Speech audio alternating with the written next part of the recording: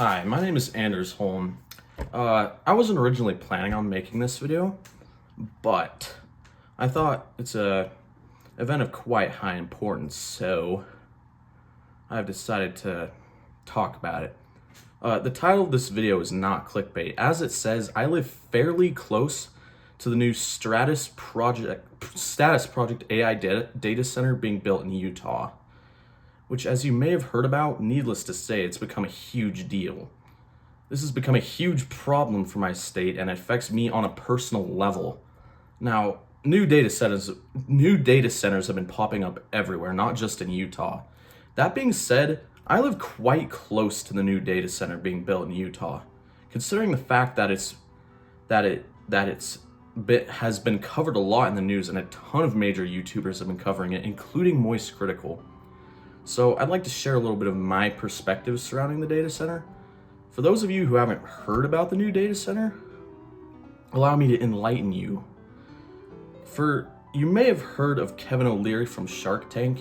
He's a Canadian multi-millionaire worth over $400 million. Kevin O'Leary is essentially the main brains behind this operation, and through his company O'Leary Digital, he's building a massive data center in Utah. To put into perspective how big this data center is, this data center is 40,000 acres, which is about 62 square miles. That's twice the size of Manhattan. Also, the data center will consume 9 gigawatts of power. That being said, O'Leary is the main backer and developer. Kevin O'Leary has also been quite defensive of the data center in recent days, and I think it's just to a ridiculous degree. I mean, just listen to what he had to say about it. O'Leary firing back at the protests and criticism in this video posted on social media after the vote. I'm pretty aware of what these concerns are. They are around air, water use, heat. Sustainability is at the heart of what we do in terms of all these proposals. We're not just Utah. This is not that. Power usage is completely self-contained. The project's potential environmental impact sparking much of the outrage. And we're losing land, we're losing water, and we're losing air quality. This has the footprint in the valley of 2,000 Walmart supercenters. That's the physical footprint. If you want the energy footprint, it's 40,000 Walmart supercenters in this one small valley. As plans for other large data centers proposed across the country have led to heated debate. Remove this person that's heckling. O'Leary now casting doubt on the pushback in Utah. We think over 90% of the protesters are actually not people that live in Utah or Box Elder County. What do you mean by all the concerns about water, air, etc.? Oh, you know what? Water, clean air, who needs it? His level of cluelessness and arrogance is appalling, considering the fact that this will ruin real lives and will even affect me on a personal level, all for the creation of AI slop. Also, I think it's quite rich for him to call the critics of the data center Chinese spies, when one of the main purposes of the data center is to be used for surveillance by the NSA. In other words, it's going to be used to spy on people.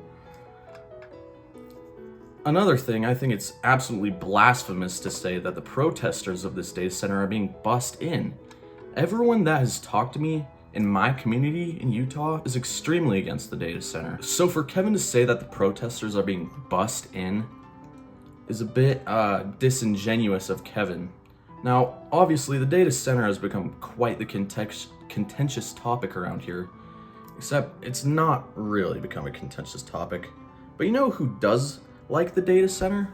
My own governor, Spencer Cox. And so we have an obligation. I think every state has an obligation when it comes to this space to allow for these types of data centers to be built in their states. We have to do this. We can't just say no and shut the doors and go home and let China win this technology race. Obligated to build data centers?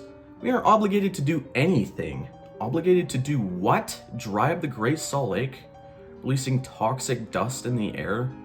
Where the state of Utah has already has some of the worst air quality in the nation, and on top of that, creating an entire new gas power plant alone to power the new data center, nearly doubling the state's energy consumption in a time where Utah is nearly in its worst drought since the 1930s, practically rendering the state of Utah uninhabitable. Make that make sense. To add salt to the wound, Spencer Cox has constantly been advocating for the rest of the state to pray for rain and sacrifice their own water usage to help with the drought. May I remind you, Cox is a complete, blatant, and shameless, bald hypocrite. He is the one spearheading the Save the Great Salt Lake campaign while pulling this, while at the same time owning a 160-acre alfalfa farm. The dust from these sediments would be stirred up in dust storms, and to a degree is already starting to happen. If you live in the Utah area, you may remember last year there was a huge dust storm, and that I'm pretty sure that was what that was from. And if this dust were to be inhaled, it could lead to several diseases, including lung cancer and bronchitis. And after all that said, it does not take into account the energy concerns of the data center. As I said before, the data center would consume 9 gigawatts of power, which is more than double the state of Utah's net energy consumption. Due to the state not having enough energy to support this massive data center, there will be a gas-fired plant on the campus of the new data center. Now, for those of you who don't live in Utah, in the summer, if you live in like the valley or the Salt Lake general area, it's pretty nasty out there. From the dust and from the pollution, I'm pretty sure Utah is some of the worst, maybe even the worst, air quality in the entire nation.